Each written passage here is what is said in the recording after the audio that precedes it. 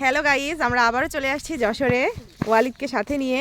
তো একটু মাঠের দিকে বের হয়েছিলাম, ওয়ালিদ খেলাধুলা করবে।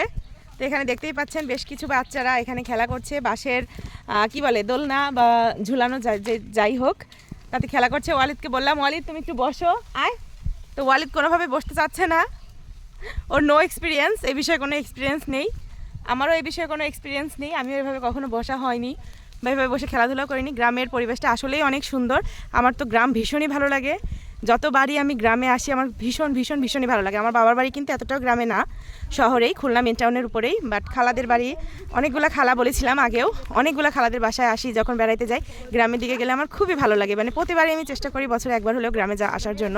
আসলে মাটির ঘ্রাণ তো মাটিতেই থাকে। তো সবাই চ্যানেলটি লাইক সাবস্ক্রাইব করে দিবেন ওয়ালিদের জন্য, সবাই বেশি বেশি করে সাপোর্ট করবেন। বাচ্চাটা কিন্তু অনেক অসুস্থ, যে কারণে ওর ভিডিওগুলো এখন কন্টিনিউ করা হয় না। তো আল্লাহ হাফেজ।